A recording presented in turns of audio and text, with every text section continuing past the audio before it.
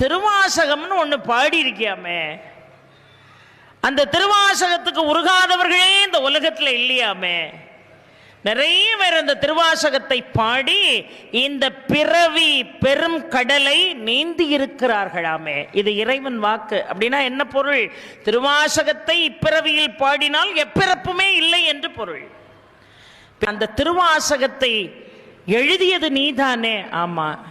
இப்ப மீண்டும் ஒரு முறை நீ பாடு, உன் முன்னிலையில் அதை நான் ஓலைச்சுவடிகளிலே எழுதுகிறேன், இதுதான் என் ஆசை என்று சொன்னார். இல்ல, திருவாசகத்தை பாட ஆரம்பிக்கிறார், மீண்டும் கடகட கடகடன் அந்த ஓலைச்சுவடி மீது எழுதினார் அந்த வயோதிக அந்தணர். கண்ணை திறந்து பார்க்கிறாரு, வயோதிகரை காணும். சிதம்பரம் நடராஜர் கோயில்ல தீட்சிதர்கள் நடைய திறந்து கோயிலுக்குள்ள நுழையும் போது பஞ்சாட்சரப்படி வாசல்ல இந்த ஓலைச்சுவடி இருக்கு. இந்த ஓலை